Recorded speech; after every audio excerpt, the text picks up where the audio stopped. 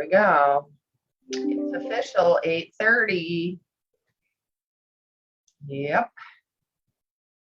So I'm getting some really good feedback from this class series. Everybody seems to be liking it and yeah, learning from it, and it's been good. It's been good for me.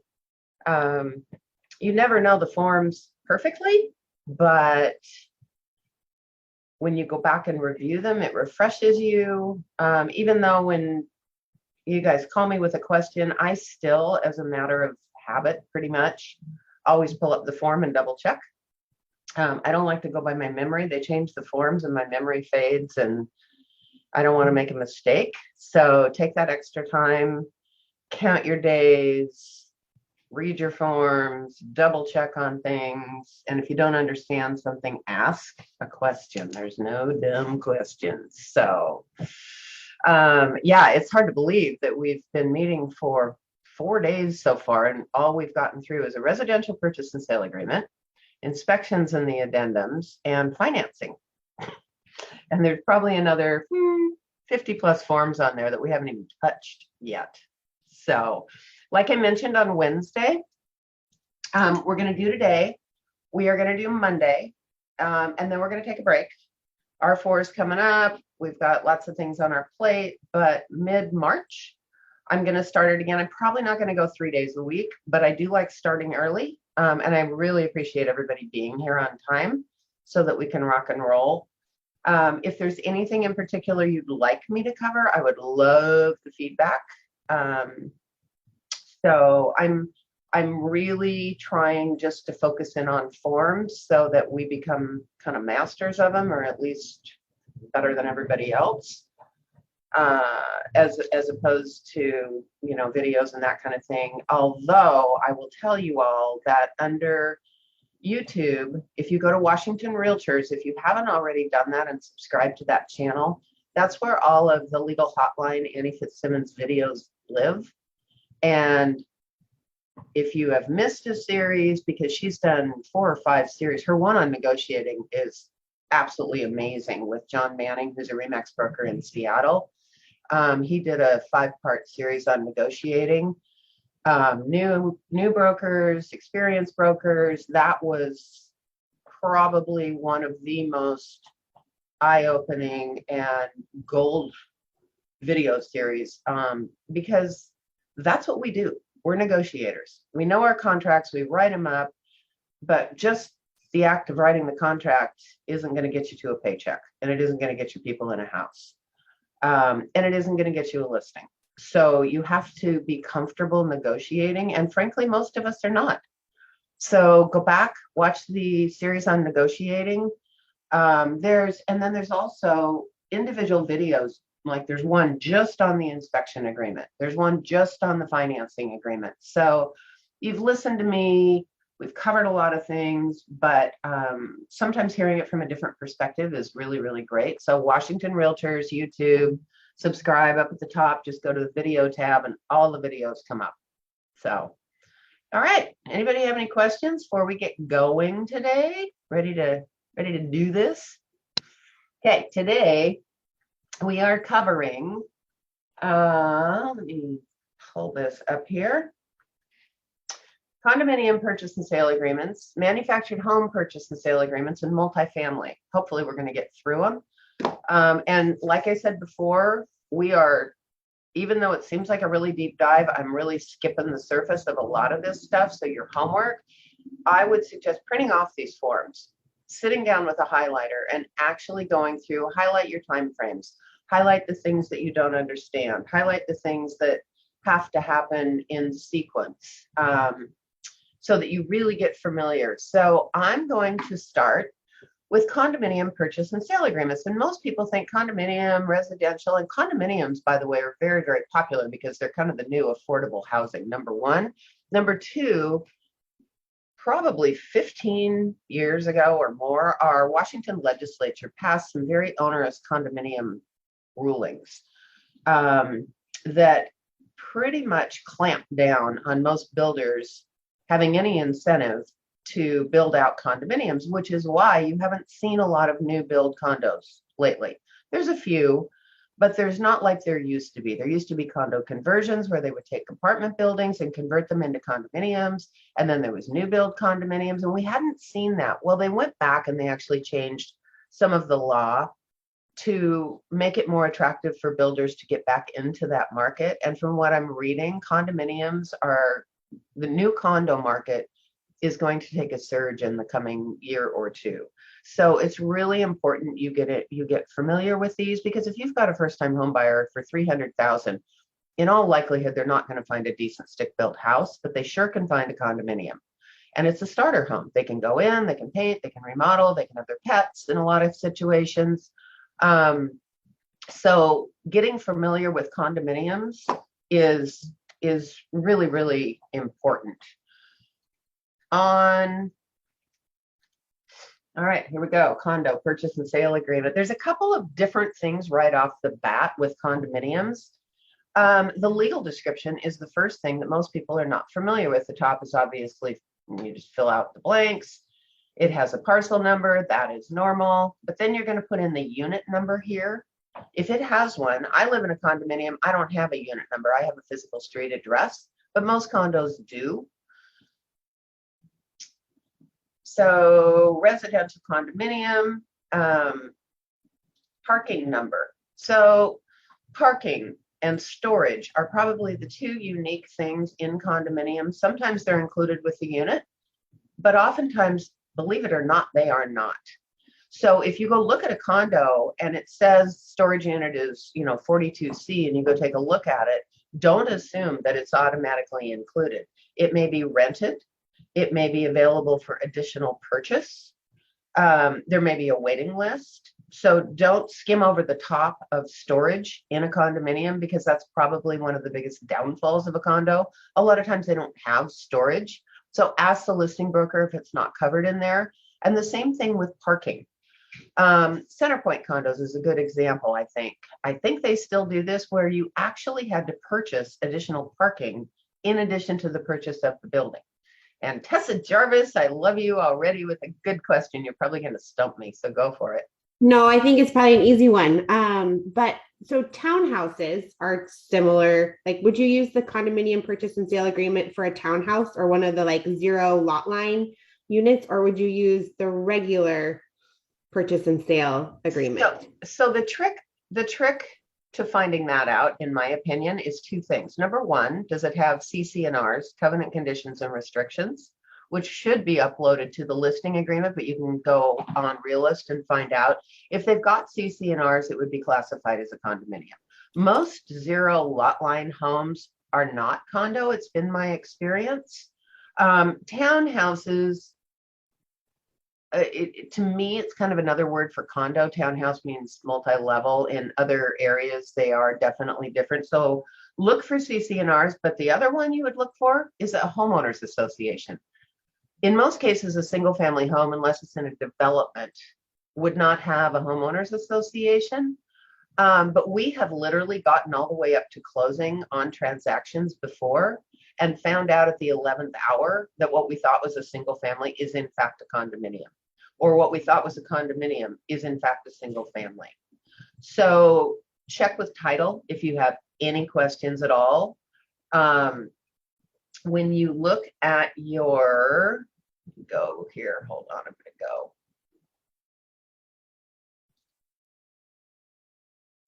So I'm going to screen share because I just went on, I pulled up a condominium for sale on the multiple. I don't even know where it is, doesn't matter.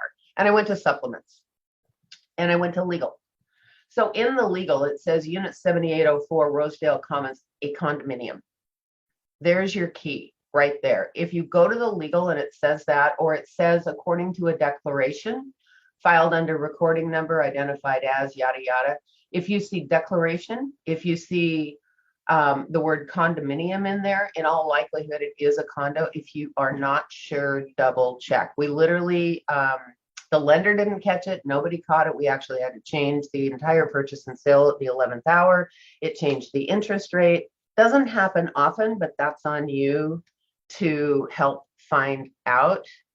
So I don't know if I answered your question or not, but HOA, look at Yeah. your legal description, look for CC&Rs. CC&Rs and rules, by the way, a little side note here, are two different things. Covenants, conditions, and restrictions actually talk about. I just got done driving, turning in. Oops, Joelle, I'm going to mute you. There we go.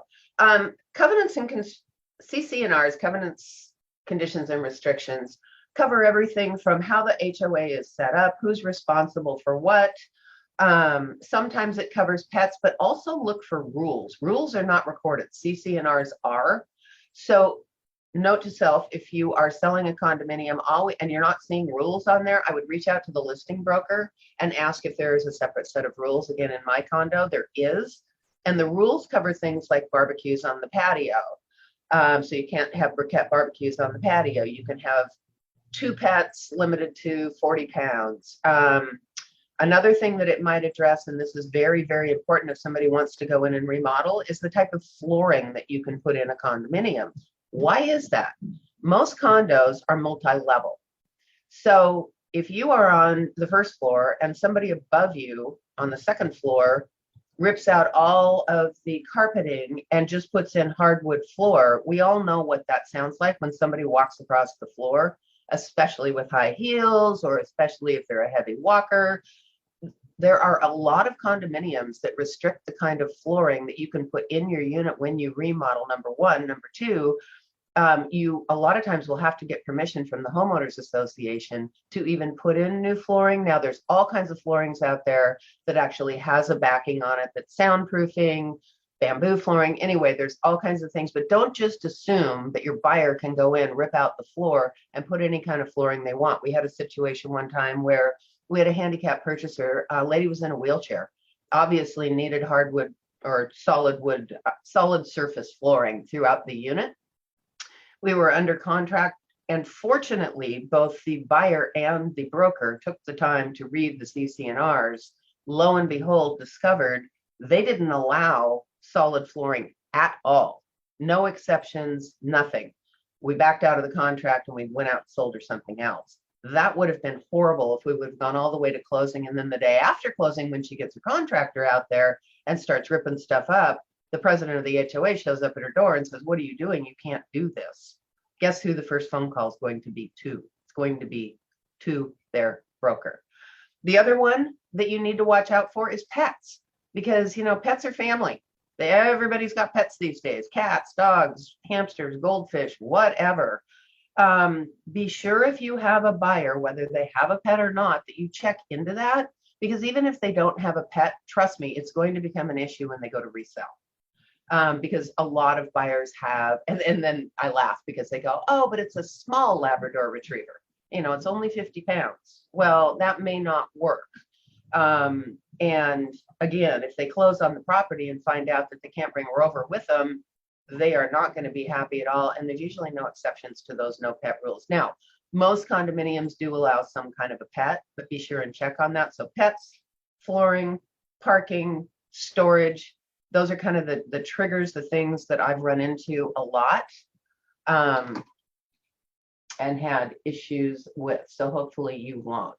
So back to my exhibit. Remember when I said there's a declaration on there, according to declaration recorded under recording number, da da da da da. Okay, look at this. So when we go to our condominium purchase and sale agreement, the first thing you're going to see is right here. It doesn't say legal description anywhere. And you're going to show up in my office or Kelly's office or Blake's office, and you're going to go, "Where do I put my legal?" There is no place for a legal. That's because on a condominium, they use a different kind of legal description. The easiest thing you can do is attach what I just showed you, which is the actual legal description. But as I mentioned before, so here's where your address goes in: city, county, state, zip, and then down here, declaration recording number 1, 2, 3, 4, 5, 6, 7, 8, whatever. You're either going to attach it as Exhibit A, and they're not available until you have a legal description on a contract. You do not have a valid contract, period. No exceptions. And the other thing is, tax parcel numbers are not legal descriptions, period, ever. it won't count. So if you have a buyer or a seller that's looking to get out of a contract, seller changes their mind, picks up the contract, takes it to their attorney for review and says, get me out of here. Get me out of this contract. I've changed my mind. I don't want to sell. I love my house. I can't find anything else to buy. The first thing the attorney is going to say is, show me the legal description with the contract. And if you can't produce a legal description that goes with the contract, they don't have to go any farther because the agreement is not valid. That's contract law. In a condominium, the legal description is actually under the declaration recording number, and we're going to pull that off of the legal description. So you're going to put the recording number in here, and then you're just going to attach it as Exhibit A. So that's a little bit different. You're not going to have the north half, the south half, the da da da da da da da. Included items, this is all going to be the same. It might have a community laundry room, coin operated type of deal, so that might not be included. Purchase price, earnest money, this is all the same. Default will be the same. Forfeiture of earnest money, title insurance, closing agent, closing date, possession date. All of this is the same until you get down to number 15, new construction or conversion. New construction is just what it sounds like. Brand new build, came out of the ground, stick built, never been lived in. Conversion means, like I said, they have taken a apartment complex and they have converted it into a condominium. The most common example that I use here in Bellingham are the condominiums that are at the bottom of Alabama Hill by Lake Whatcom. Those originally were built with the intention of being sold as condos, and then the market went south. And the developer said, I'm not going to sell these and take a loss. I'm just going to turn around and rent them until the market turns around. So for 10 years, they rented those out as apartments. At the end of 10 years, they went in, they did a little facelift on them, threw some paint and whatever, cleaned them up a little bit, and put them back on the market individually as condominiums. So 10 years had gone by, but they were still considered a conversion and like a new build. What do I mean by that? Title had never transferred. So the next sentence here, public offering statement or resale certificate, that's where that comes into play. The Washington legislature says that every time you sell a condominium, you have to provide to the purchaser either a public offering statement or a resale certificate. What's the difference? You would provide a public offering statement from the developer if title has never transferred. So brand new unit just came out of the ground 6 months ago, they're starting to sell. That's obvious public offering statement.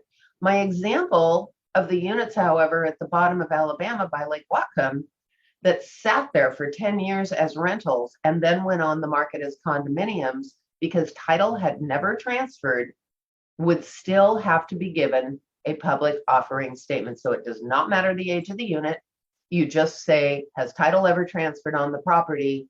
And by title transferring, I don't mean from a seller to a buyer, I mean from a developer to a purchaser. That's what they mean. So you're rarely going to run into those, but you might. I will tell you, a public offering statement is like the Seattle phone book. They're pretty thick. They're drafted by attorneys. They have all kinds of disclosures. You're not going to see them that often, but at least you need to be able to speak intelligently to what they are.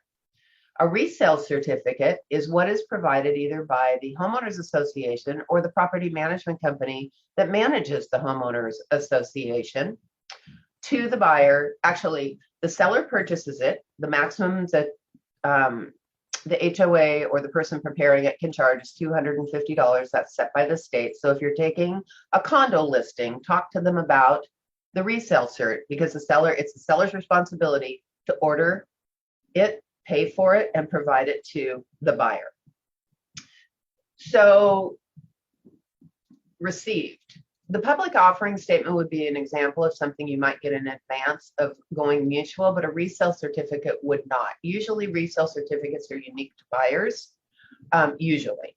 So if you have a listing, it goes under contract. I'm going to teach you some bad law here. If you have something goes under contract, pending for, and they order the resale cert, they provide it to them, and they get it, and they find out they can't have Rover, and they back out. put it right back on the market, it goes pending again. So a total of maybe 10 days has gone by. Can you reuse that resale certificate? We're not supposed to, but I would say yes. I'm not going to ding the seller another $250 to go buy another one. Now, different example. You have a listing, it goes under contract, sale fails, buyer walks away, seller rents the unit again, and a year goes by.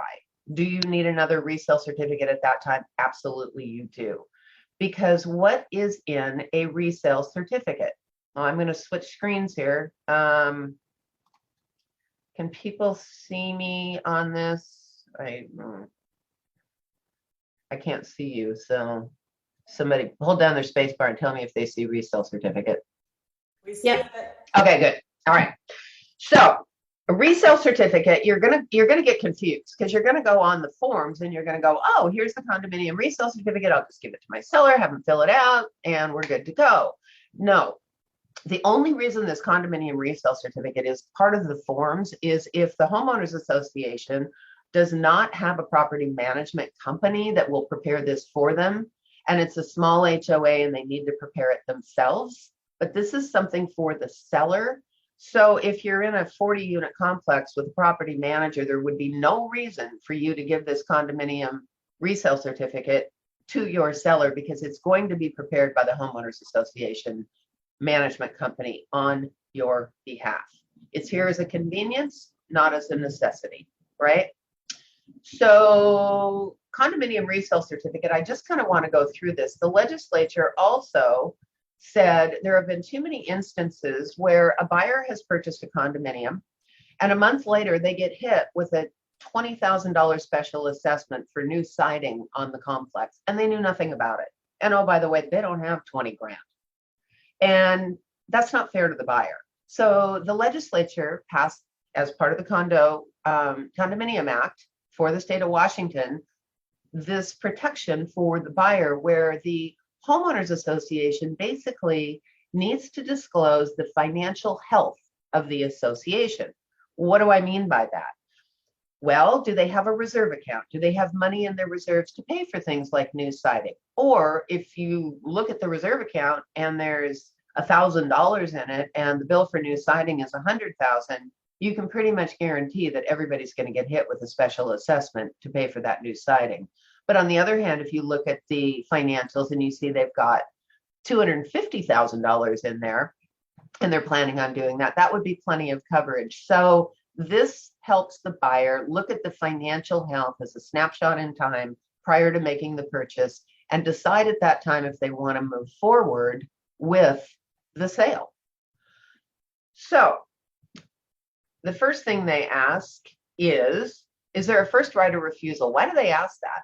Because a lot of condominium associations preserve the HOA itself, preserves the right of first refusal.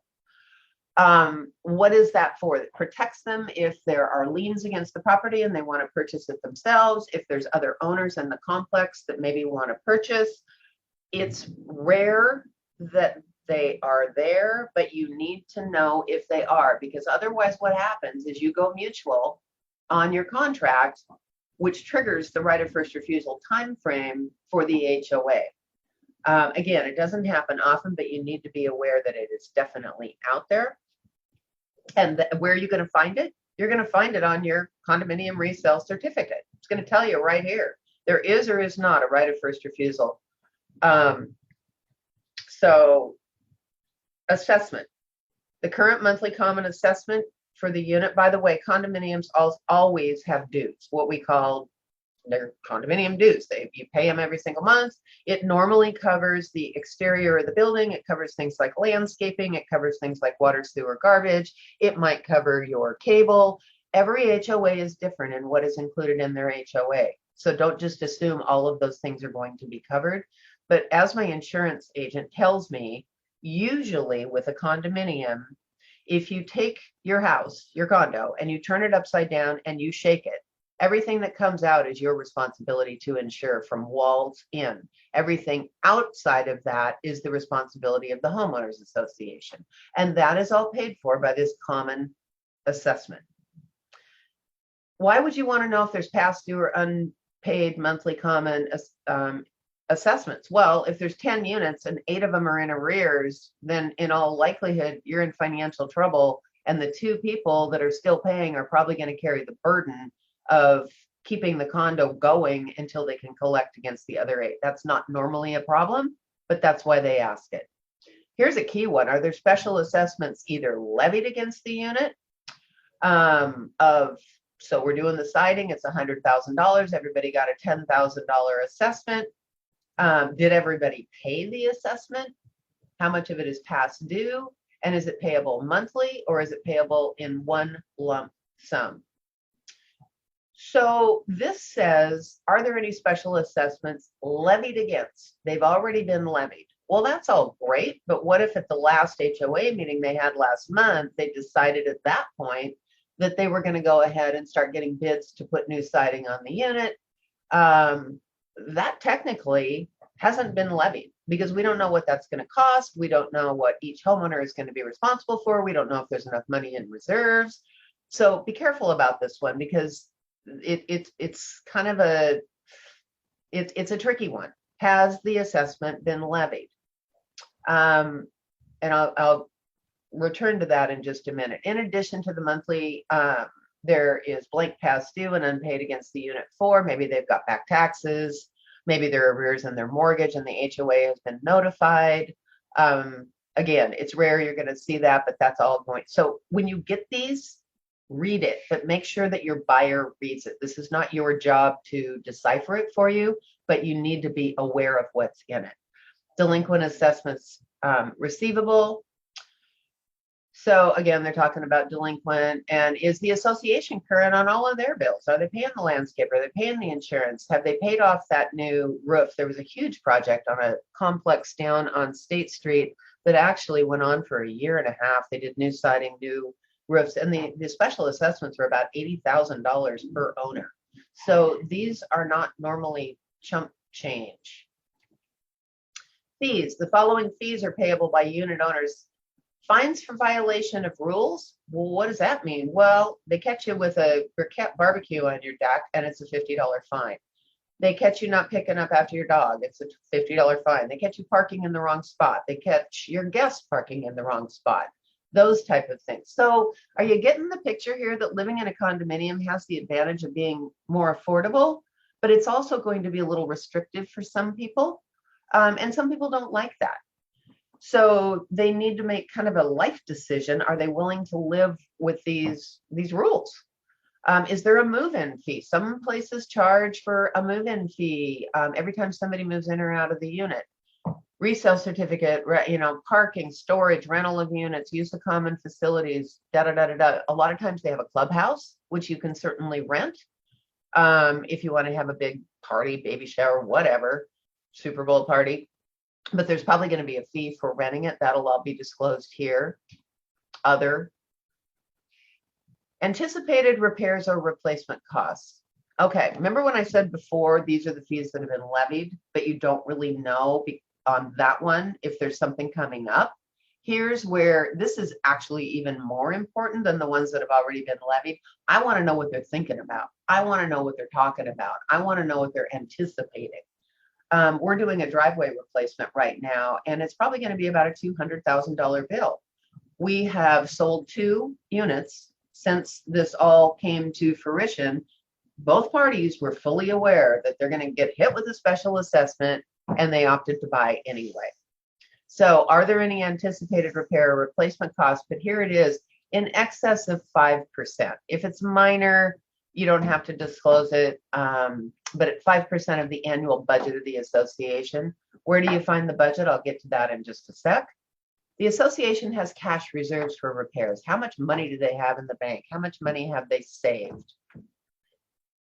Are there any judgments or suits against the association? I own a condo down in Kirkland. Somebody went out and slipped and fell in the parking lot, and they sued the association. They said the parking lot wasn't safe. We turned it over to our errors and omissions and company. It went to court, and the court ruled in our favor. The person who slipped appealed it. This thing's been going on for 2 years. I have been trying to refinance my unit for 2 years, and guess what? I'm not able to because of this outstanding lawsuit that's hanging out there. And there isn't a bank right now that will touch my refinance until that thing is settled. So you want to know about that. Pending suits, that would be the slip and fall. Are there any alterations or improvements that violate the declaration? An example would be you've got a big front porch on your unit and the last owner glassed in that whole front porch. Well, that's not really allowed. And so the condominium association would have the option of coming to you and saying, oh, guess what? Welcome to the neighborhood, but oh, by the way, we're going to make you take all that glass down and open your porch up again, because a lot of times what they're looking for is uniformity.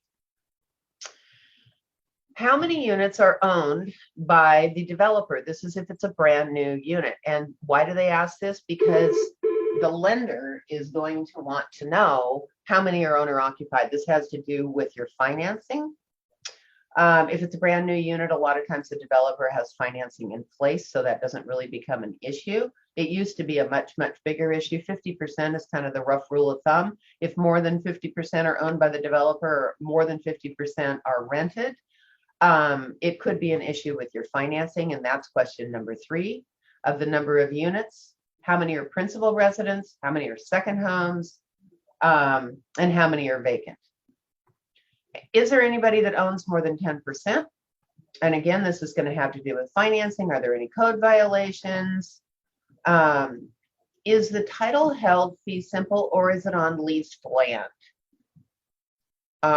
Shelter Bay might be an example of a leased land situation with condos, because I know they've got condos down there. This is where you're going to find out. Has the condo been approved for financing by Fannie Mae, Freddie Mac, VA, or FHA? Why does that matter? Because if the condo hasn't actually gone through the approval process by these entities, they are not going to make, they possibly could not make something a loan that's FHA or VA. Fannie and Freddie are more checkboxes, a lot easier to get through. You want to know who the master insurance agent is. So the insurance is going to cover the outer building, the roof, like ours covers earthquake, a lot of things like that. But again, it's going to be the buyer's responsibility to cover anything walls in. And hey, Lori, on the note of financing, I've had condos where they were FHA and then it expired. And if you have a good lender, they will work directly with the association to make it easy to help get it reinitiated. So if they say no, go back to the lender and say, hey, can you work with the condo association? Will the condo association oblige and get them what they need to get it through? That's a really good point. There's going to be a little bit of money involved to do that. I believe there's usually a small cost, at least for preparing things, but absolutely, positively, because those, even if it had been approved FHA prior, they expire. So you would have to have a conversation, and she's right. Some of the condominiums are more than willing to work with you, because it opens up a whole nother pool of buyers when they actually go to sell. So good point. The right of first, Laura Bird, right of first refusal is typically mentioned in the bylaws, so you know up front before you list a condo that you will have to offer it to the board. Don't be intimidated by the CC&Rs when your title company emails them over to you, because again, Seattle phone book coming right up. Righty, let me go back to my screen share. Now you might get a resale certificate from a property management company, and it isn't going to look like this.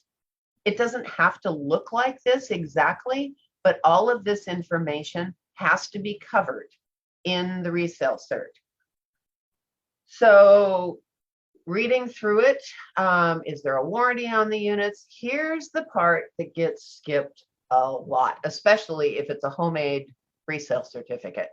Exhibits must be attached. It doesn't say, well, if you get the time, it'd be nice to have them. No, it says they have to be attached. The declaration, any amendments showing the recording numbers, so the original CC&Rs that get recorded might be amended along the way. They may have votes and they may change things. So you want to make sure you're looking at the most current ones. The bylaws, the rules and regulations. Hint, like I said before, rules and regs are normally not recorded. So you have to go kind of play sleuth with the listing broker, who has hopefully asked the seller, who has hopefully they've lost them, but I know they are out there. Well, can you go to the president or the secretary of the HOA and get me a copy? Because it would be really nice to have them. Annual financial statement of the association, including an audit report if it's been prepared for the year immediately preceding the current year. So smaller associations a lot of times don't bother with an audit. That's okay, but you still need an annual financial statement, which is a profit and loss and a balance sheet. And there it is, balance sheet, revenue expense statement prepared on an accrual basis, which will be current to 120 days. So they can't give you one from March of 21 and say, oh, here you go, we haven't had a meeting since. Somebody's going to have to take the time to give you a current one. What is the current operating budget of the association? Do they have a reserve study? What is a reserve study? A reserve study is a study that the association hires an outside third party to come into their complex and give them a timeline that goes out like 25 years that says in the future, the decks are going to need replacing. And I estimate they've got about a 5-year remaining life. So in 5 years, anticipate replacing that. In 10 years, it looks like the roof is going to need some attention. So you're probably going to have to replace the roof in 10 years. So a reserve study basically says, okay, if we have to replace the roof in 10 years, and that's going to cost about $60,000, then we need to start saving now within the dues to make sure that when we have to put a new roof on, we have that $60,000 sitting in our reserve account. So that's in a perfect world. And some condominium complexes are what we call fully funded, which means that they've got all the money set aside for everything that's going to come up in that reserve study in the future. If they are not, what's going to happen? Well, if something needs attention and it's expensive and there's no money in the reserve to cover it, you're going to get hit with a special assessment. And special assessment means you basically get an email that says, we are residing the building, we're putting a new roof on, and your share will be $60,000. And oh, by the way, we need it by next month. So that's kind of the downside. Sometimes they make payment arrangements. Sometimes they allow you to go get a loan for that. But that's an unanticipated expense. And it might be $1,000 and it might be $80,000. So it's super important that you know the physical condition of the complex. And do they have a reserve study? Now, the state of Washington, Joelle, you're on here and you are my property management queen. So they require that condominiums have a reserve study if they are more than how many units? More than 8 units. The only way they can get out of it is if there's 100% vote to bypass a reserve study. Okay. So larger complexes can say no, but they have to have 100% vote. It has to then be recorded with the state of Washington. Smaller units still need, I think, an 80% vote to bypass it as well. Okay. Which, note to self, we might need to do that at my complex because I don't think we voted on it. And I put in the chat, but one thing you guys really need to pay attention to as well, just so you guys know, I own an HOA management company, so this is my forte, is make sure when you get the resale certificate, you do not just look at bylaws and CCNRs. You want to go through every meeting minutes that they've handed over. And we're supposed to hand over 2 years worth. You can ask for more, but you want to go through it because that's going to tell you what's coming in the future. That might not be recorded yet. It might not be a new rule yet, but it could be. It could be talking about special assessments that are being talked about, but haven't actually been enforced. This is like, who knew, right? You think you're selling a condominium, it's $300,000, great little first time home buyer. Here you go. Here's the keys, kumbaya, have a nice life. And then all of a sudden, all of these things come up. You do not want to get that phone call. I cannot stress this enough. You need to be the one to go through it and at least point out to your client something that is in there. They need to read it as well, period. The condominium resale certificate is not a part of the purchase and sale agreement. Let me say that again. It is not a part of the purchase and sale agreement. It is just the seller via the listing broker's responsibility to provide it to the buyer, usually through the buyer broker. And then the buyer has the opportunity to review and either approve or reject. If they reject, they basically get out of the contract and they can walk away. but it is not a required part of the contract, which gets kind of confusing because you're like, well, I got all the way down to closing and the seller never gave me a resale cert. Nobody's going to require this. This is not a lender requirement. This is not even going to be an escrow requirement, I don't believe, but it is a Washington state law requirement that it get provided. And I think the ramifications, and Joelle, I'll ask you this, if the seller does not provide one and it actually closes, doesn't the buyer have the opportunity to rescind or reverse the contract after closing? I believe so. It's that strong. So it's nothing. So Lori, I think I answered your question about the reserve study.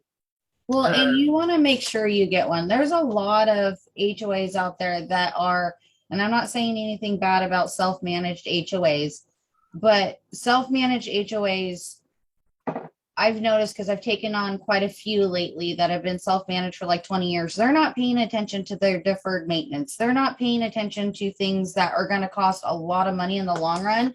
They end up getting somebody to come out there and find out all their siding's rotted and all they've done is spray some paint on it and make it look like a beautiful pig when roofs are falling apart. I mean, and people are buying in and then 6 months later, their roofs are leaking and this is happening and there's no money to cover it. So here we go. All right. So is there a reserve study? And then remarks. So is there anything back here that they need to add? And here's where the association, Forest Lane Condominium Association by Joelle Abbott would have prepared it. And then the seller needs to sign. And then the buyer also signs, just acknowledging receipt, okay? Plus all the exhibits that go with it.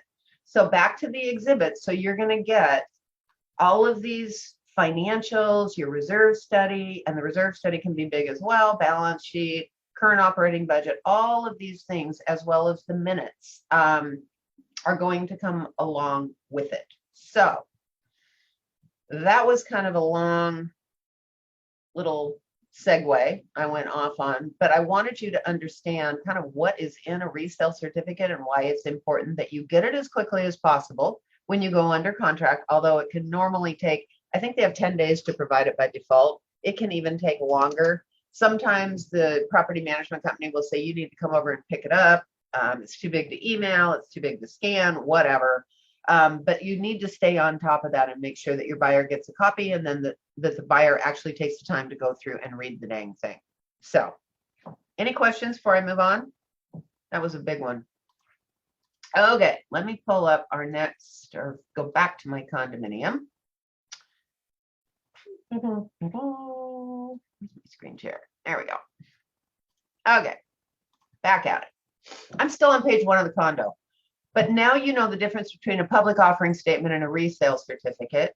You disclose what the assessment is per month and a deposit equal to, this is the prorated share at closing. Normally, I think you put in 2 months is what I have seen. People ask me that all the time. But do you have to fund anything into the dues at closing? And usually it's just a straight proration or pro rata. Buyer represents, this is straightforward. The addenda is in there. And remember my little hint. So you go to here for the forms, and I'm down in the R's, and guess what? There is no condominium resale certificate under addenda.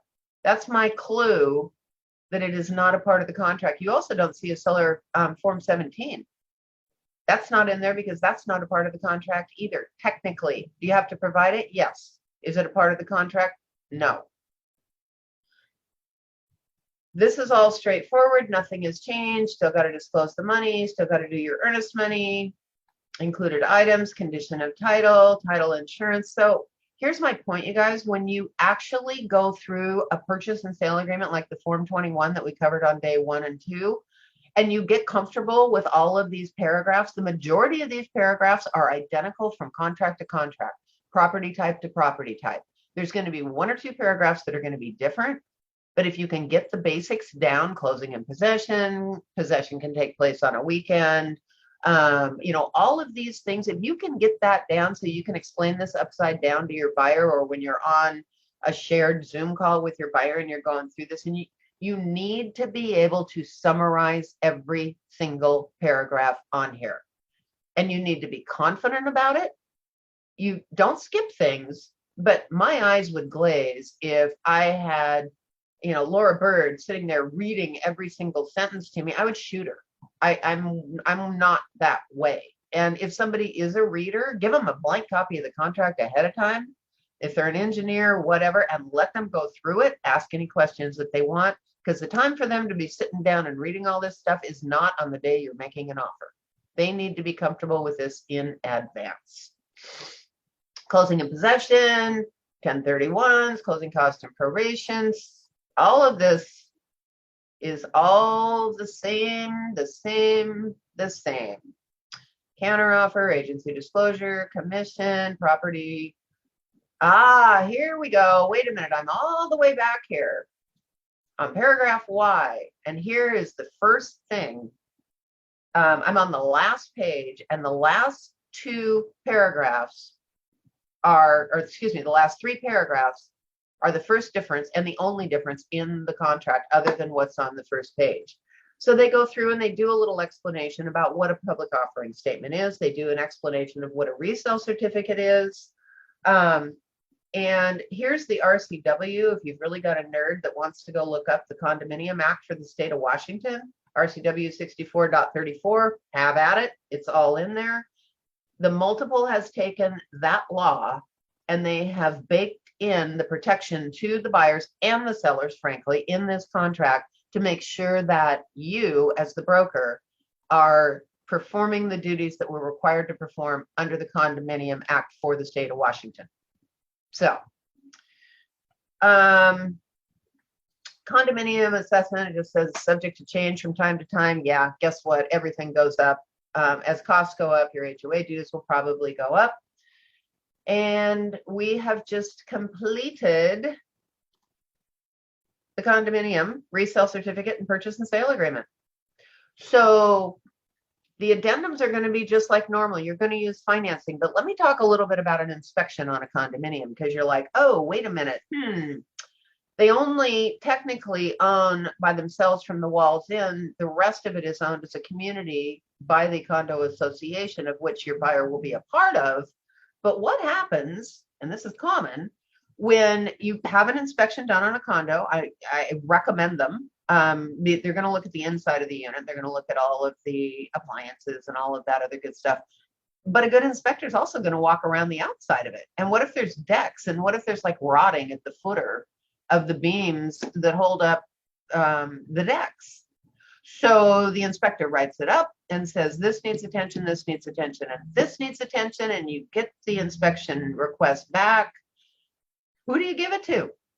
Well, you're still going to give it to the seller, and the seller is going to go, that's really great, Lori, but I have no control over getting that beam fixed or getting that gutter repaired or getting that roof cleaned.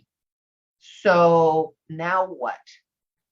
Well, the seller, maybe along with the listing broker, is going to approach the homeowners association. And they're going to say, hey, I'm in the process of selling my unit. The new buyers had an inspection done. And oh, by the way, HOA, you probably want to know that this, and this is requiring attention on the exterior of our property, because it's jointly owned by everyone. Well, here's the problem. The president of the HOA says, geez, Lori, that's really great. Absolutely, we need some attention. We'll take care of that. I'll bring it up at my next meeting, which is on June 15th. Well, we have closing March 1st. What happens? I'm gonna jump in here to one of my more experienced people. How do you handle this? So the seller's like, well, they say they're going to fix it, but they're not going to even vote on it until June 15th. What happens with the buyer? Because the buyer's going to be an owner by then. Come on. All right, I'll fill you in. There is no perfect solution to this one. It's just the reality. There is no perfect solution. Because again, I've been in this situation. The 2 units that sold in my complex had inspections. Both of them found repairs that needed attention. But I can't just wave my magic wand if it's over $500 and say, oh, don't worry about it. We'll go fix it and take care of it. I have to have approval of my board in order to do that. So I brought it up to the people on the board and said, there's a couple things that are going to need some attention. I highly recommend that we take care of them. Great. We'll bring it up at our next meeting. Got back to the buyers, said, we've talked it over. We're going to take care of it. But number one, it is not going to be taken care of before closing. And number two, we haven't been able to vote on it because I don't even have a quorum. Half my people are out of town. But we've talked about it and we're willing to take care of it. So you are the buyer broker and you go back to your buyer and you say, well, here's what I found out. And maybe the buyer wants to talk to the HOA. That's fine. But you tell your buyer, here's what I found out. All these things that need attention, this little laundry list, talk to the HOA, talk to the president. They say they're willing to do it, but it isn't going to get handled prior to closing.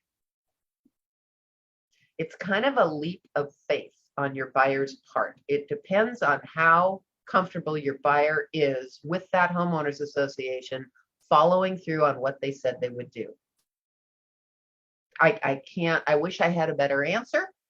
If the HOA can get together and have a quick meeting and vote to approve that, but in reality, I will tell you right now, that is not the way it rolls.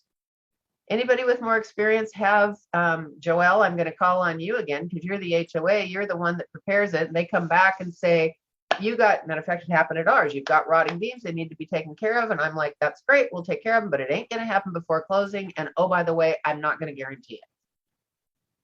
You're kind of, as you said, you're kind of stuck because the manager can't force it. Some boards refuse to have meetings early. Some boards will have meetings, special meetings to try to assess what to do. It just depends on the association. My suggestion is read through meeting minutes, read through everything and establish a pattern.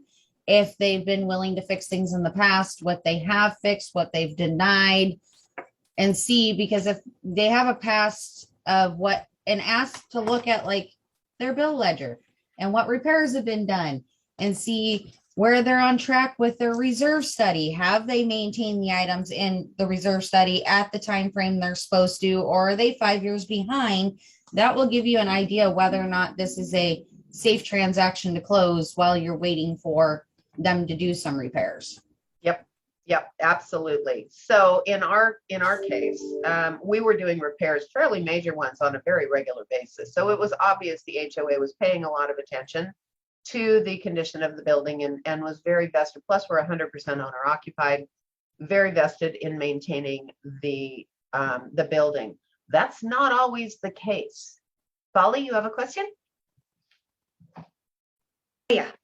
Okay, so my question is it good to prepare your buyer to begin with that is kind of sold as is, and we are not going to promise if the association is going to do anything about the deferred maintenance down the road, and you just tell them so they don't come back to you? Well, that's what the resale certificate is for. So it should be disclosed in the resale certificate plus your inspection that you have done. But yeah, you can say one of the things, especially if you're buying an older unit in an older complex, is that there may be some deferred maintenance. So the first thing you're going to say is, we're going to find out if they have a reserve study. We're going to look at how much money they have in the bank. Do they have the funds to maintain the building and keep it up? But these are all things when you're looking at a condominium. So if you're looking at something newer, it probably isn't going to be that much of an issue at all. But in older complexes, it may be. Now, the advantage of older complexes is a lot of times they're bigger. They have bigger decks, they have parking, they have things that are very attractive to buyers that you're not going to find in a lot of the newer units. But along with that is the good possibility that there's going to be deferred maintenance. And so the thing you want to hone in on is how much money do they have in the bank and how much attention, like Joelle said, have they been paying to these repairs in the recent past? Are they taking care of things? Or has it been 5 years since they have had any kind of repair done and the place is in huge disrepair? So yeah, a conversation, setting the expectations is always a good idea. Let's talk a little bit about the pros and cons of condominium ownership. You're going to have rules. You don't have rules in your own house usually, But in a condominium association, you're going to have rules. You're going to have neighbors. You're going to have a board that you may or may not get along with. I know of people that have sold their condos because they cannot stand the board of directors. So you've got personality issues. So these are, I mean, but again, it's affordable. It's a good starting point, and or a good downsizing for a retired person that's a snowbird that's only here half the year. We've got 3 snowbirds in my condo because those people are gone 6 months out of the year down to California or Arizona. They get out of here. They lock the door, they walk away, and they're done. All of the landscaping's taken care of, the maintenance taken care of. They don't have to worry about a thing. So there's pros and cons. Did I answer your question, Bolly? Yeah. Okay. Onward. So we are moving on to multifamily purchase and sale agreement. What is the definition of multifamily purchase and sale agreement for the purposes of our class today? Multifamily is normally 2 to 4 units. It can be more. So with financing, let me back up because a lot of things you're starting to gather hinge on financing.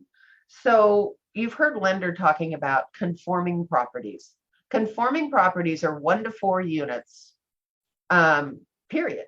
5 unit is a non-conforming, 7 unit is a non-conforming, 20 units is a non-conforming. It's a whole different kind of loan. It's a commercial loan, and it's not in their wheelhouse. Why is that? Because there's no market on the secondary market. Secondary market is Fannie Mae and Freddie Mac, who purchase all these loans from the banks.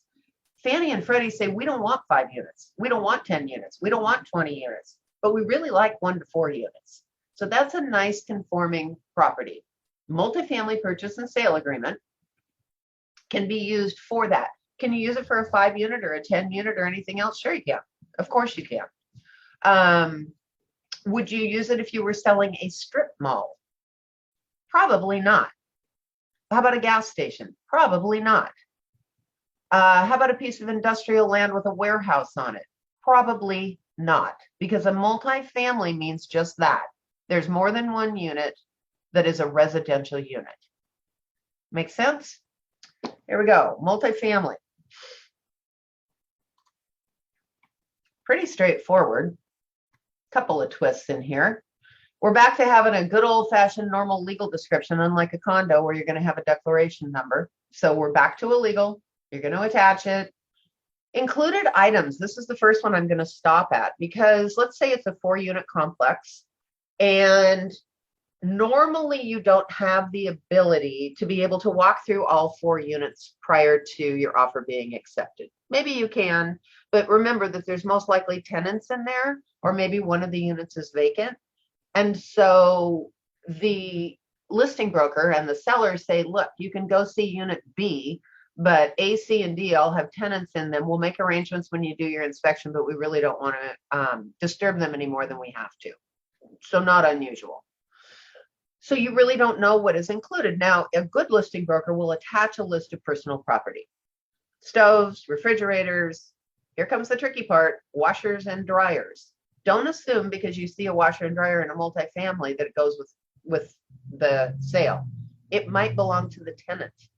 Or the tenant maybe said, oh my gosh, they gave me a washer and dryer set, but they're crappy, and I really want to bring in my new LG Gucci ones, and I'm putting them in there. But when I move out, I'm pulling my LG Gucci ones back out, and I'm going to put the crappy ones that the owner had in there. So when your new buyer walks in, they're like, hey, wait a minute, what happened to the Gucci LG washer and dryer? Oh, that belonged to the tenant.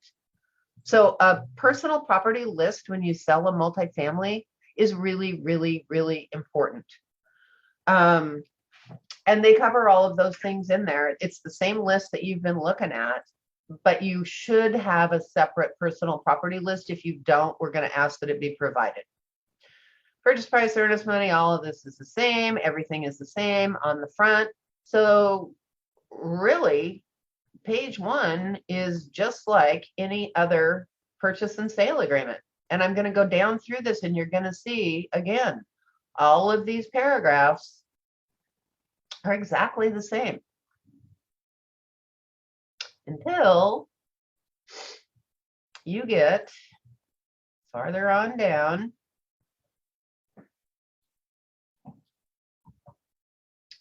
to Keep going. Usually at the end. Aha. Books, records, leases, and agreements.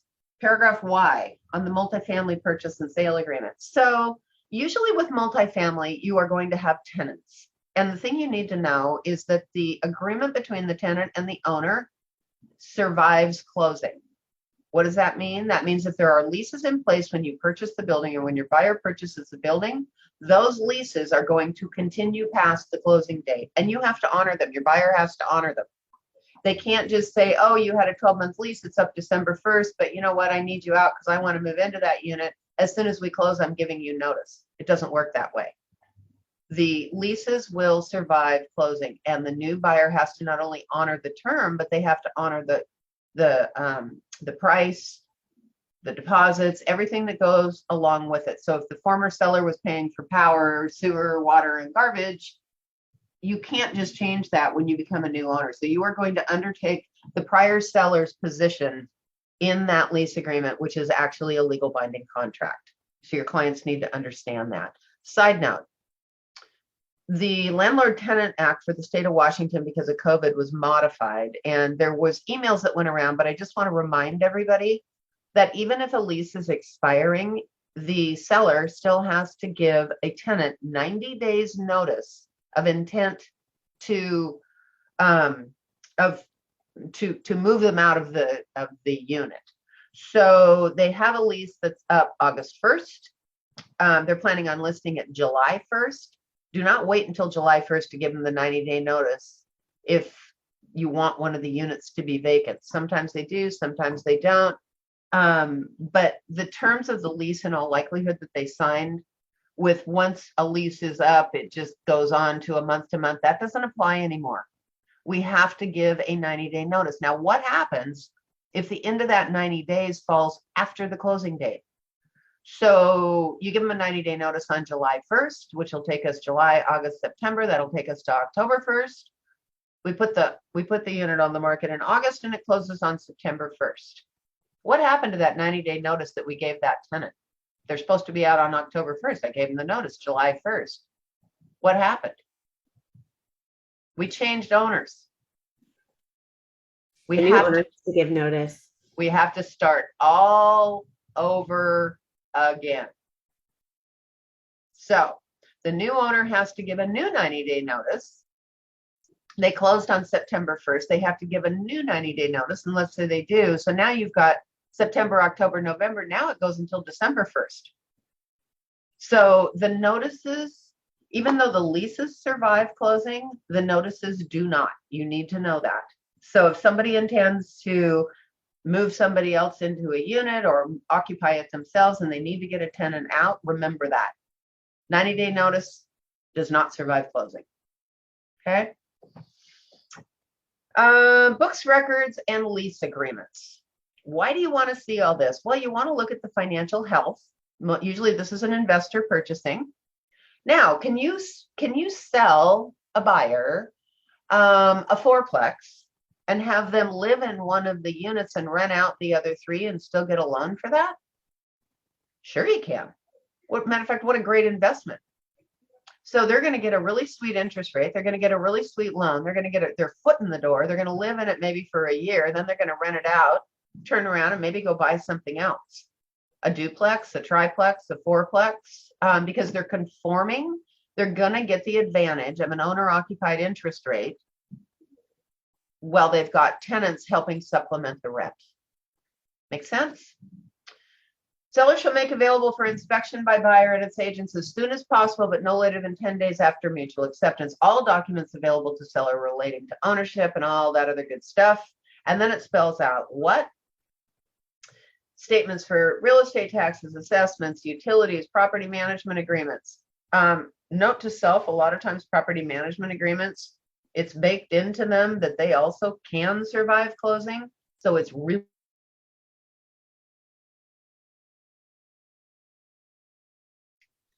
so you need to know what's in that. Service contracts, that would be a landscaper or a bug guy. Agreements with professionals, consultants, leases of personal property or fixtures. Maybe there's a propane tank.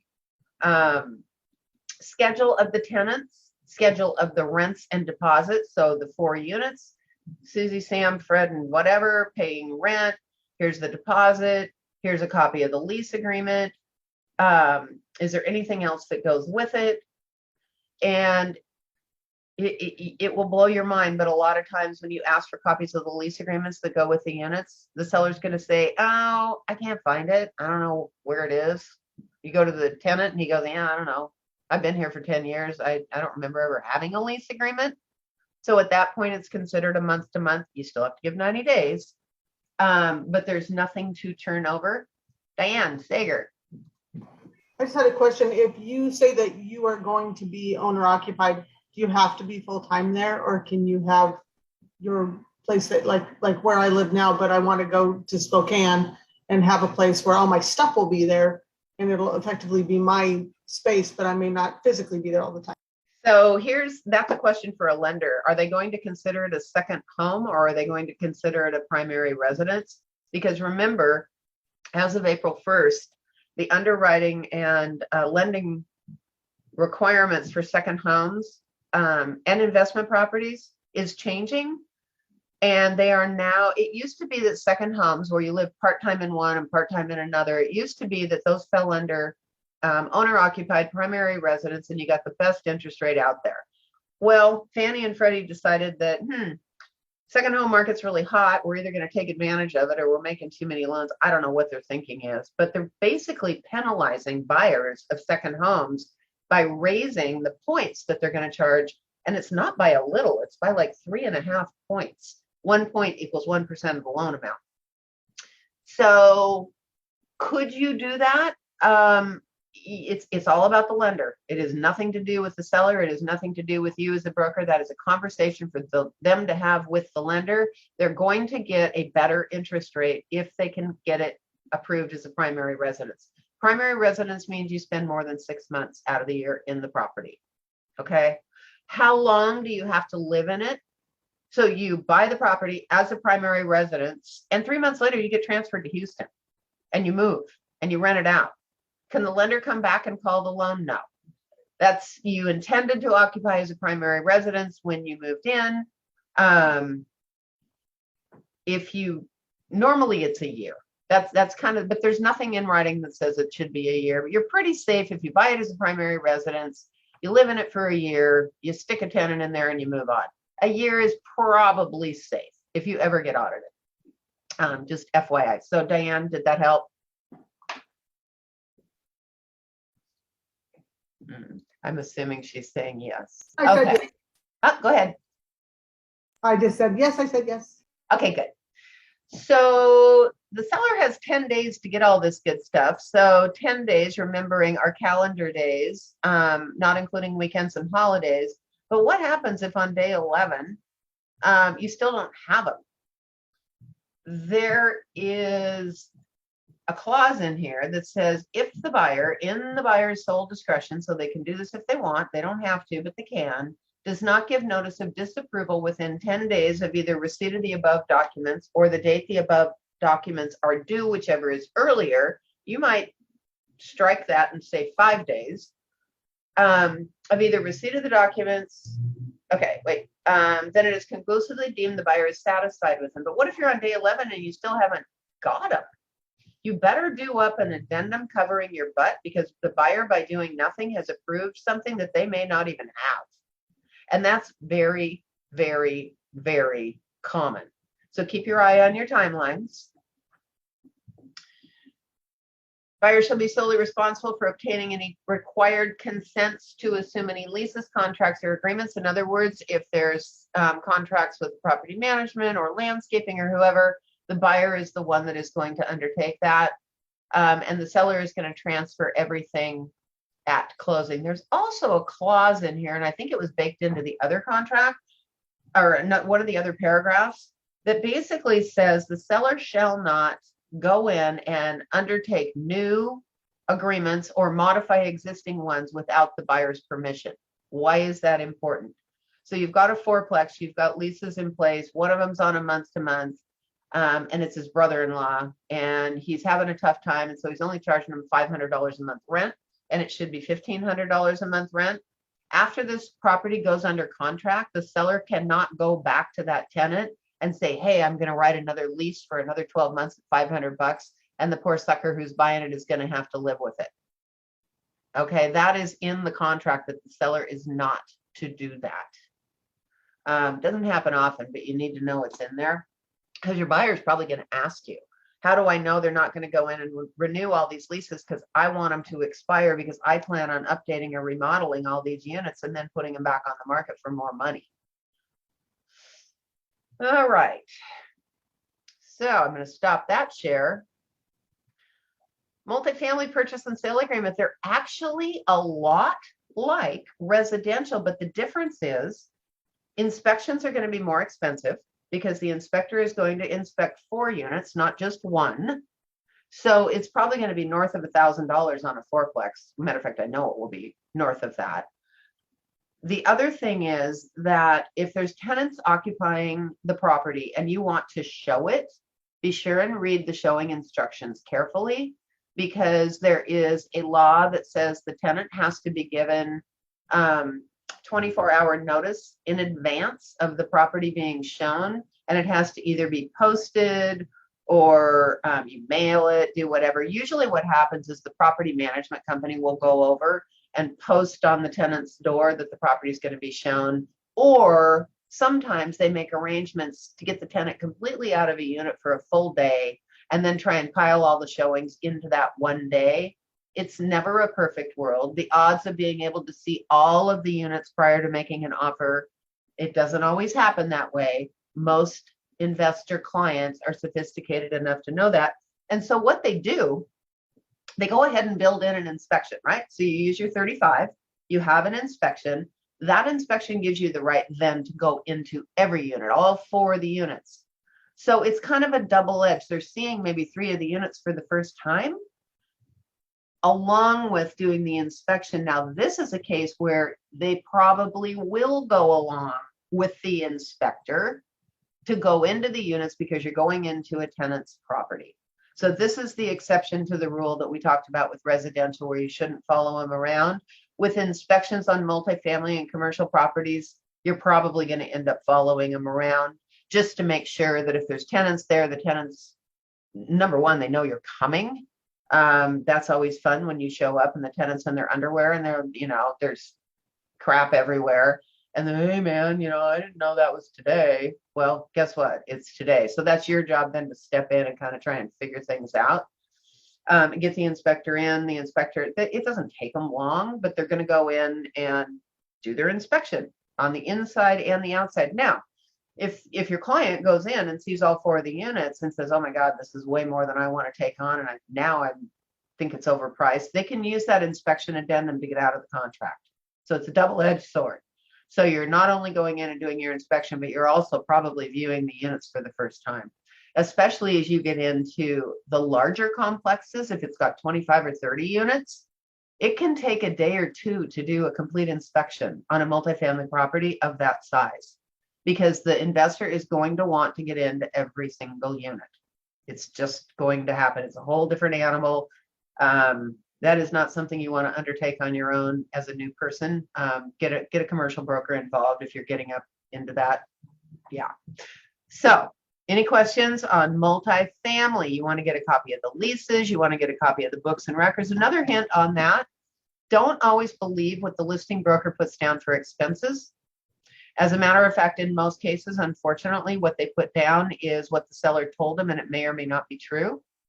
If there's a property management company involved, the property management company is the best place to get the records from. But if it's self-managed, that means that the seller's managing it on their own. And you look at these numbers and you're like, this doesn't seem right. Where can you go to get the actual numbers for expenses on the unit? There's one place you can go. That would be the owner's tax return. There is a schedule on the tax return for the IRS that spells out the income, but it also breaks out your expenses. I would believe that over somebody's statement any day of the week. That's really where you want to go. Tessa Jarvis. So what's I was gonna look and see if I can find it, but I can't. There's the lease, it's like a lease review addendum or the lease assumption addendum that you would include, like if you were buying, or if your client was buying an investment property. And I'm wondering, is that redundant? Because I didn't know about that little paragraph on like the main page of the purchase and sale agreement, the multifamily. Yeah. Is it redundant to include that extra addendum? I'd have to go find the addendum. I put in multi and it didn't come up. Do you know what it's called? I think it's like a lease review or assumption of lease. I Okay, can hold look on. for it too. Hold on just a second here. Oops. Or I'm wondering if that has something Just additional. put in lease and see what comes up. Lease rental status change form. Form commission- 69. Okay.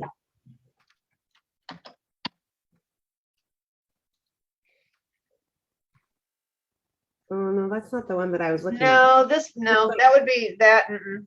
No, that would be used if you were doing property management, I think. Oh, lease review 22L. Sorry. Okay.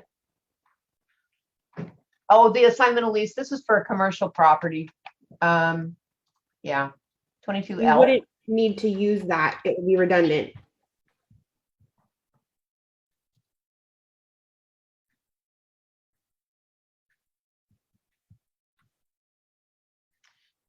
Correct. So when would you use this? Anytime you have a standalone form like this, let's say you're selling a warehouse, industrial warehouse out on the edge of town. So you're going to use a commercial purchase and sale agreement. All this is baked, and I'm trying to think of it.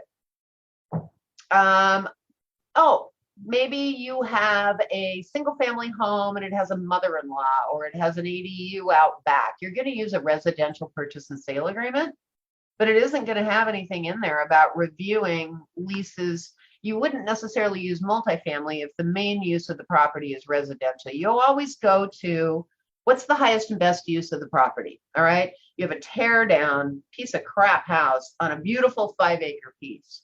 Would you use residential or would you use vacant land? You could use either, but for the most part, the value's in the vacant land because the house is a tear down. It's not even habitable.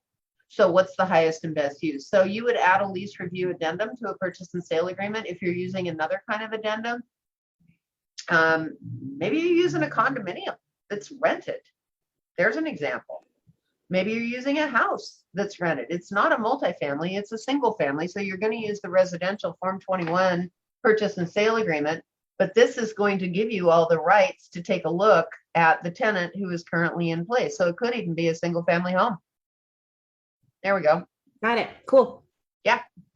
Yeah, there's a lot of there's a standalone appraisal, which if somebody's paying cash and but they still want to have an appraisal, you're going to use a standalone appraisal. But Tessa's absolutely right. This verbiage is already baked into the multifamily purchase and sale agreement. So it would be redundant to use this in addition to what's already in there. You don't need something in there twice, and it can even confuse or damage your position from a legal point of view if you do. So on vacant land, there's actually a feasibility study. There's a feasibility addendum, although I think that's a little more inclusive. Yeah, so the feasibility, you're buying a piece of land, but or a house, but it's got 2 extra building lots on it. You can use an inspection for your feasibility, or if you don't want to have an inspection, but you want the time frame to do a feasibility, you can just use a feasibility addendum. So you need to get familiar with the standalone addendums like this one. And thank you, because I forgot this one was there. Okay. Can we do it in 11 minutes? Yes, we can. Here we go. Manufactured home. Purchase and sale agreement on leased land. Don't be a rookie and go out and show a 5-acre piece with a beautiful triple wide on it and pull a manufactured home purchase and sale agreement. I will thump you, because they put it right here in front of you that it is on leased land, i.e. it's in a mobile home park. Okay, so if you're selling a manufactured home in a mobile home park, this is the agreement you use. So what are you selling? You are actually selling a piece of personal property like a car or a boat or a trailer, but in this case, it's a manufactured home on a piece of dirt that is leased from the mobile home park. They're going to pay rent. They're going to pay maybe additional assessments for things, but they don't own the dirt that the manufactured home sits on. That's when you use this agreement. They have to get permission from the park to actually buy the property. I've seen cash buyers make an offer on a manufactured home in a park and be denied or turned down by the management company for the park because they don't have credit, they have bad credit, they have things on their credit that they don't like. So just because they can afford to buy the manufactured home doesn't mean they're in to the mobile home park. They still have to go through the application process and they need to run in parallel. So that's a conversation to have with a buyer who's looking at a property in a manufactured in a mobile home park. Sorry, long day. Manufactured home, like I said, is personal property. So you've got a manufacturer, you've got a serial number, just like you do on a car. This is all going to be uploaded, hopefully, on the listing agreement. What year was it built? What space number is it in? Does it have a tax parcel number? And what's the address? What are the base lease terms? Is it month to month or is it a 5-year lease? And so they just clarified that the manufactured home and the lease rental agreement are all combined into what's called the property. We go through the included items. This is what's inside the home, the price, and everything is the same until you get down here to number 12. Because it's a park, it's just like a condominium. They have rules, and the rules cover barbecues and pets and additions and noise and parking and all of those good things that you want to get your hands on for your buyers so they can review them in advance. If they've reviewed them in advance, you have the advantage of being able to say, hey, we already saw them, we're going to waive that. And you can get a copy of it. You should go be really nice and introduce yourself to the park manager. And I mean that when I say be really nice. For some reason, park managers just as a whole don't care for real estate brokers. I don't know why that is. So you need to be really nice to them. At least that's the way in Bellingham. I don't know how it is in Anacortes and Oak Harbor, but yeah. So the buyer will actually fill out a lease application, just like if they were leasing an apartment, except they're leasing the dirt in the mobile home park. I say dirt loosely, it's paved, and a lot of times it's landscaped. It can be really, really nice, but they have to actually fill out a credit application in order to be approved by that park in order to complete the purchase on the property. So lease rental agreement contingency, it's contingent on the buyer's disapproval. What does that mean? That means if you do nothing, it's deemed approved. So that means the buyer's gone through the application, they've been approved, everything is great. Contingent on the mobile home park. So the buyer needs to approve the park and all their rules and regs, and then the park needs to approve the buyer and their credit. So that's all baked in there. How many days? You can talk to. It shouldn't take more than 5. It really, really shouldn't. They can actually pre-apply if they know they want to make an offer, just to get that. Normally, purchases for manufactured homes are either cash. It's kind of like getting a car loan. You don't go to your regular lender and get a regular loan for this. Why do I keep bringing up lending with all of these purchase and sale agreements? Because that is as big of a part as this closing successfully as anything. So again, don't make a rookie mistake and take them down to Umpqua or Caliber and say, hey, yeah, they're buying a home over in ABC Mobile Home Park. And they're going to look at you like they grew a second head. They're going to say, we don't do that kind of lending. That's over in a different division of the bank. So a lot of times they are simply cash, but there are banks that will finance, but it's not your standard bank. It's like I said, credit union.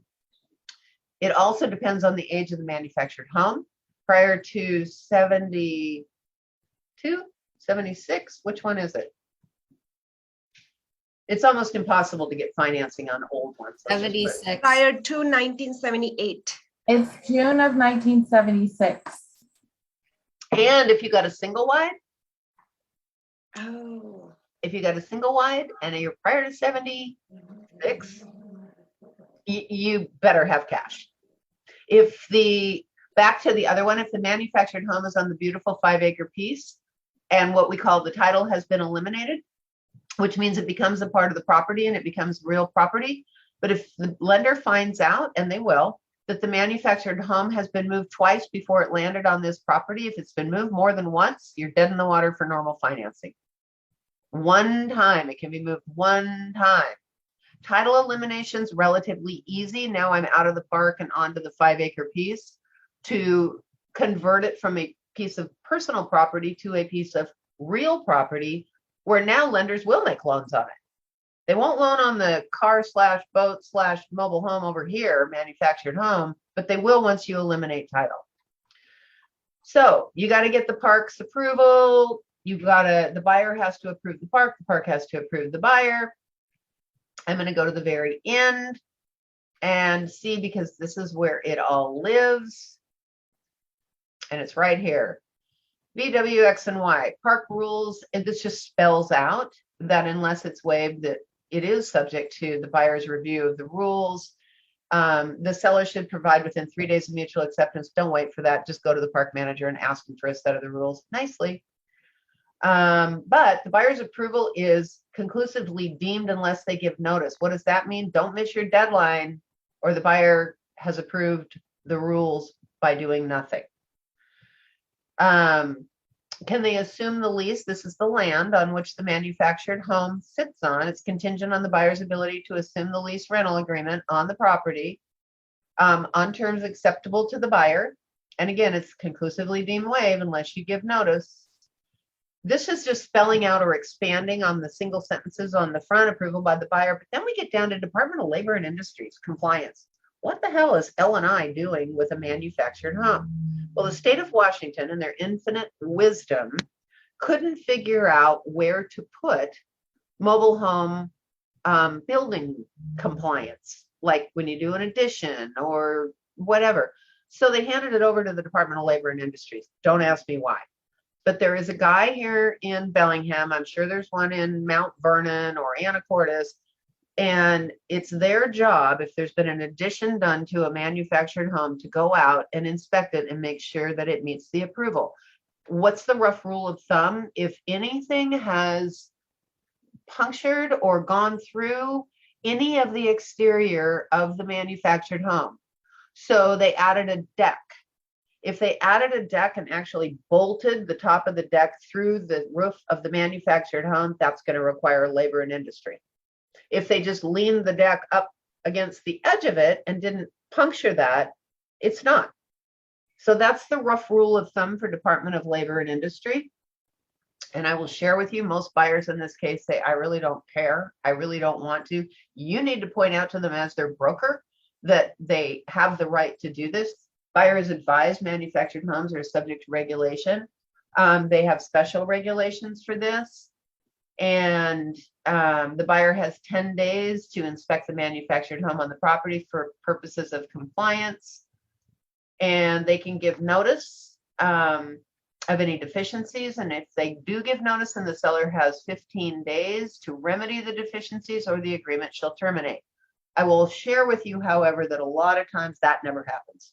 Buyer says, I don't care. I'm just looking for a little getaway up at the Glen at Maple Falls to go to Mount Baker skiing. I don't care. And if they do, it's your job to point it out. It's your job to maybe even have them initial that, but you can't force them to get an inspection. Let's just put it that way. So there are the ins and outs of manufactured homes. I'm going to show you one more thing. Okay, let me stop share here for a second, go back. There is something called a manufactured home addendum. This would be used in conjunction with a residential purchase and sale agreement when you have a manufactured home, that beautiful triple wide on the 5 acres, but title has never been eliminated. What does that mean? That means that they just brought the manufactured home, they plopped it on the property, and it's still considered personal property, just like a car or a boat or a trailer. But in order to get the financing and for the buyer's basically protection, you want title eliminated prior to closing. And if you've got questions on that, your local title or escrow company can walk you through title elimination. It's a fairly simple process. But here it talks about the manufacturer, the VIN, and the year again, and they talk about title elimination. It either says it shall be eliminated or it is not eliminated. Certificate of ownership will not be eliminated prior to closing. The buyer can't do this. This is up to the seller to take care of. And in that case, the manufactured home shall be transferred as personal property.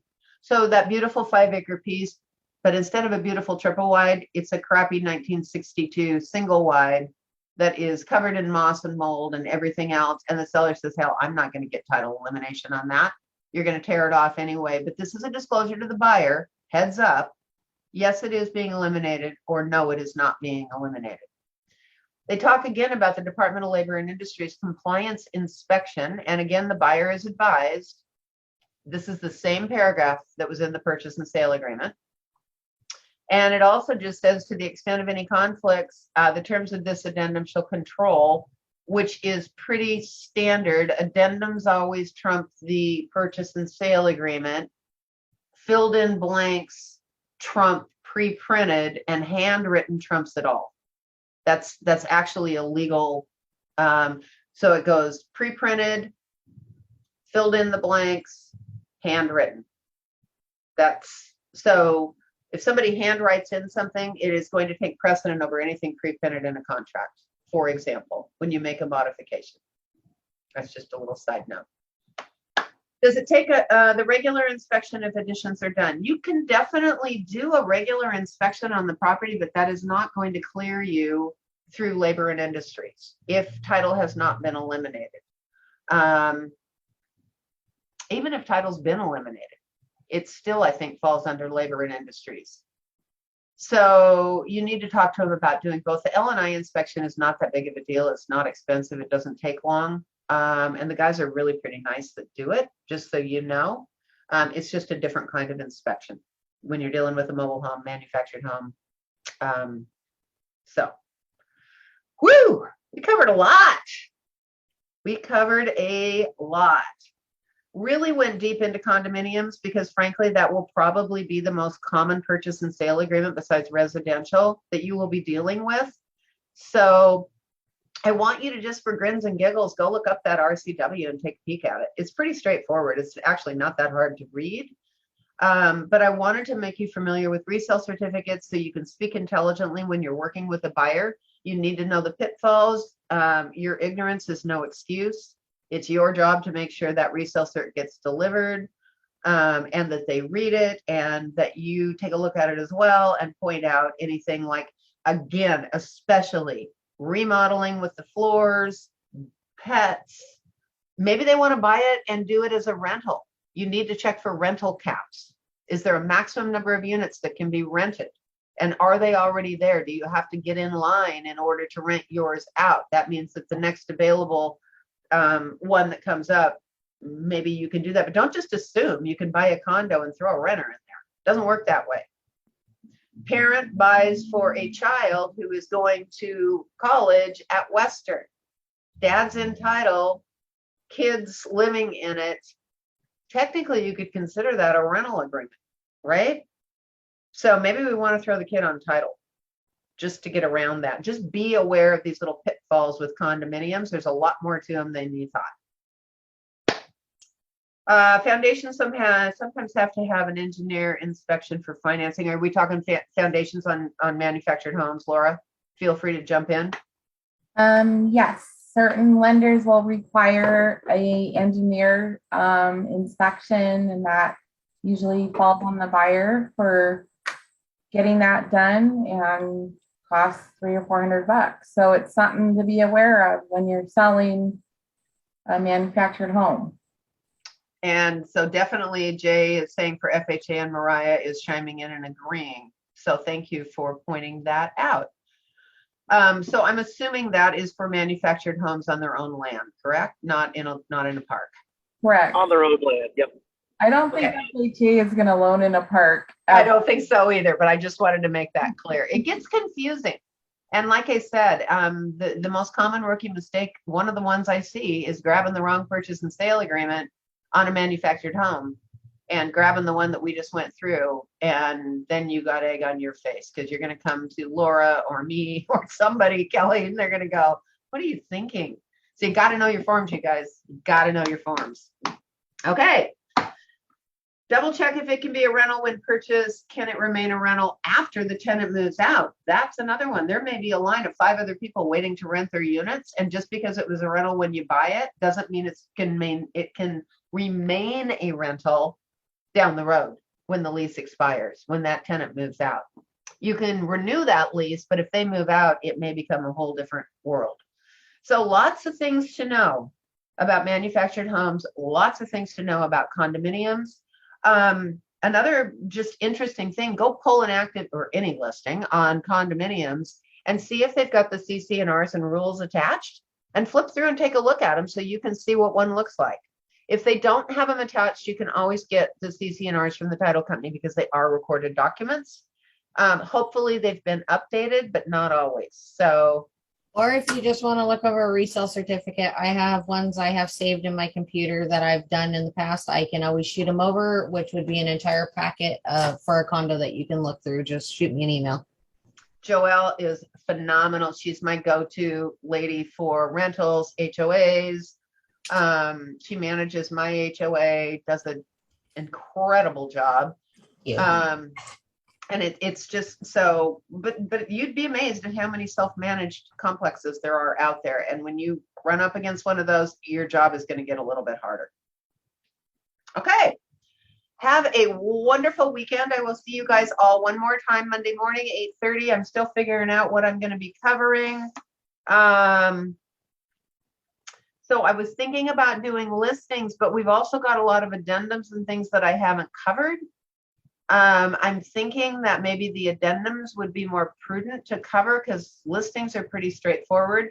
And if we do that, again, homework, go pull up a residential, a vacant land, a condominium listing, take a look at it, take a look at the input sheet and practice it. Practice filling one out so that you're not stumbling around when you got a seller sitting across from you or you're out at their house and you know what goes where. Okay. Thank you guys all for coming. I'm getting a lot out of this. It's super fun. Have a wonderful weekend and see you Monday.